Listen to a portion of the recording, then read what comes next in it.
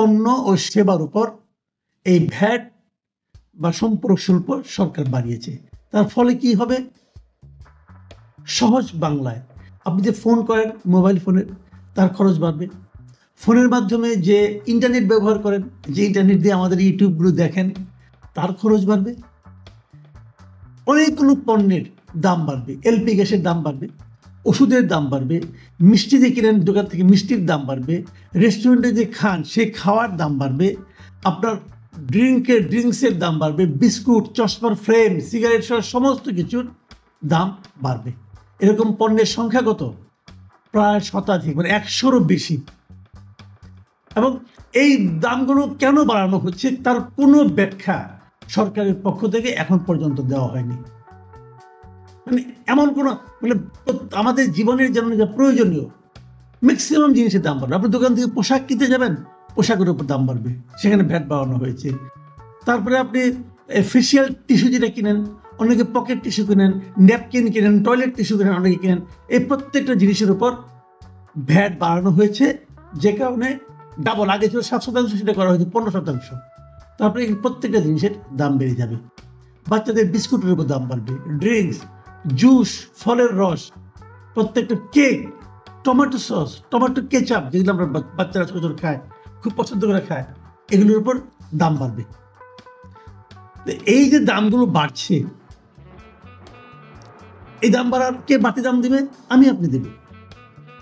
কেন সরকার এটা বাড়ালো? এর ব্যাখ্যা কি? কারণ একটা নিশ্চয়ই আছে, কিন্তু সেই ব্যাখ্যাটা তো জনগণের কাছে সরকারের দেওয়া উচিত ছিল।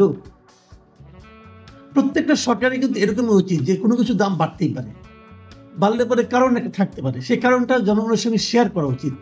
এই সরকার এতটাই জনবিচ্ছিন্ন হয়ে গেছে যে তারা শেয়ার করারও প্রয়োজন বোধ করে না। তারা মনে করে জনগণ ও আবার কি, ওকে আবার জানাতে হবে কেন? আমার ইচ্ছা আমি দাম বাড়িয়ে দিলাম। স্বৈরাচারী মনোভাব একেই বলে। আমরা ক্রমাগত দেখতে পাচ্ছি যে স্বৈরাচার বিতাড়নের পর আমরা যে সরকারটা পেলাম, সেই সরকারটা ঠিক ওই আগের মতোই স্বৈরাচারী আচরণ করছে। সরকারকে জানানোর প্রয়োজন, জনগণকে জানানোর প্রয়োজন মনে করছে না যে কেন কোন জিনিসটার দাম বাড়ছে। তাদের ব্যাখ্যা করতে হবে। একটা অন্তর্বর্তীকালীন সরকার, এটা অল্প সময়ের জন্য এসেছে, তাদের তো এটা কাজ না। দাম বাড়ানো কমানো তাদের কাজের মধ্যে পড়ে না, এবং এতগুলো জিনিসের দাম একবারে বাড়ানো এর আগে কখনো দেখা যায়নি। এই সরকার মহান সরকার, তারা এই কাজটা নির্দ্বিধায় করছে, জবাবদিহিতার কোনো ঊর্ধ্বে থেকে। কারো কাছে তারা কোনো জবাবদিহিতা দিচ্ছে না। কারণটা আমরা কিছু কিছু জানি আর ধারণা করতে পারি, ঠিক জানি না, ধারণা করতে পারি। সেটা হলো যে IMF এর কাছ থেকে যে লোনটা নিয়েছিল হাসিনা সরকার, তার 4র্থ কিস্তি এখন পাওয়ার আগে তারা বলেছিল যে আপনাদের শুল্ক হার বাড়াতে হবে, ট্যাক্সের পরিমাণ বাড়াতে হবে, রাজস্ব আয় বাড়াতে হবে। এবং রাজস্ব আয় বাড়ানোর অনেক পদ্ধতি আছে, কিন্তু রাজস্ব আয় বাড়ানোর সবচেয়ে সহজ, আমরা খুব সহজ ভাষায় আপনাদেরকে বুঝিয়ে বলি। 2 ধরনের ট্যাক্স কিন্তু সরকার নেয় মানুষের কাছ থেকে। একটা ট্যাক্সকে বলা হয় প্রত্যক্ষ কর। প্রত্যক্ষ কর 2 ধরনের হতে পারে। যেমন ব্যক্তির কাছ থেকে সরাসরি করটা নিচ্ছে, যেমন আপনি যে ইনকাম করছেন সেই ইনকামের উপরে একটা ট্যাক্স দিচ্ছেন, ইনকাম ট্যাক্স বলা হয়। এটা হলো প্রত্যক্ষ, ডাইরেক্ট ট্যাক্স বলা হয় এটাকে। আবার ধরেন আপনি বিদেশ যাবেন, তখন আপনি একটা ভ্রমণ কর দেন, কিন্তু ওইটাও একজন ব্যক্তির কাছ থেকে নেওয়া হয়, এটাও এক ধরনের প্রত্যক্ষ কর। আর পরোক্ষ কর কোনগুলো?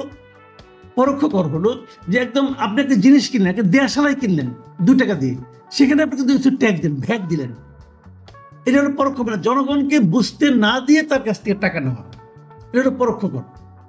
এবং এই পরোক্ষ কর কিন্তু একদম রাস্তার যে ফকির তারও কাছ থেকে নেওয়া হয়। আর প্রত্যক্ষ করটা নেওয়া হয় একমাত্র বড় লোকদের কাছ থেকে, যাদের নাকি ইনকাম বেশি, তাদের কাছ থেকে। মজার ব্যাপার হলো সারা দুনিয়ার একটা রেশিও আছে। সারা দুনিয়াতে বলা হয়ে থাকে যে এই প্রত্যক্ষ কর হওয়া উচিত কমপক্ষে 40%।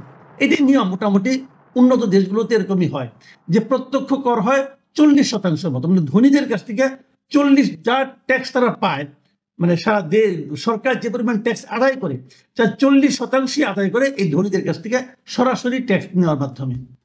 বাংলাদেশে সেটার পরিমাণ 20 থেকে 25-এর মধ্যে ঘোরাফেরা করে।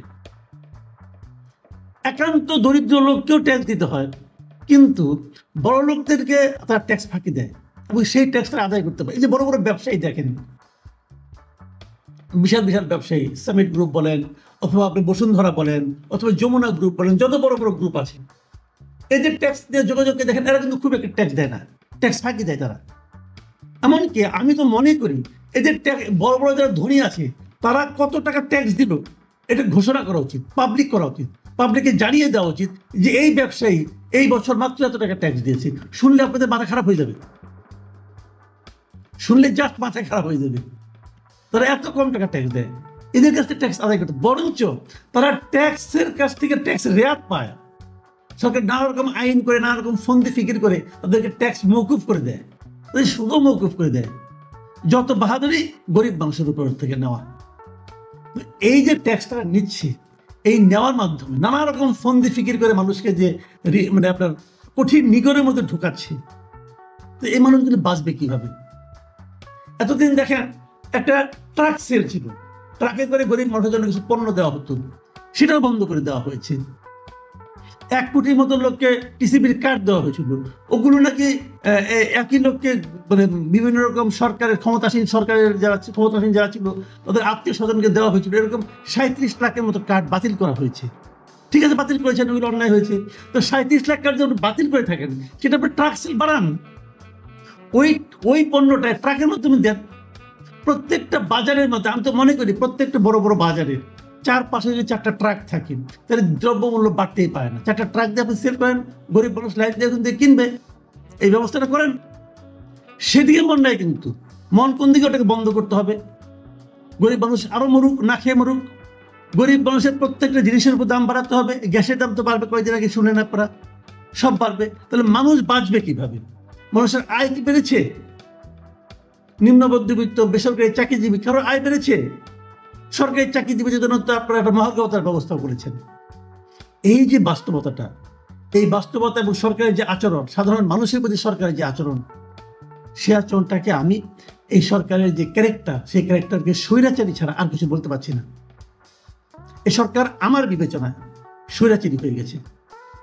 তারা যদি তাদের আচরণগুলোর ব্যাখ্যা দিত মানুষের, জনগণের কাছে, কেন দাম বাড়াচ্ছেন আপনারা, কেন ট্যাক্স বাড়াচ্ছেন আপনারা, এটা মানুষকে বলেন, মানুষের সঙ্গে শেয়ার করেন, তারপর আলোচনা করেন। এরা কারোর সঙ্গে শেয়ার করে না, নিজেদের যা মনে হয় তাই করে, অথচ তাদের কোনো ম্যান্ডেটই নাই, তাদের কোনো মিনিমাম ম্যান্ডেট নাই।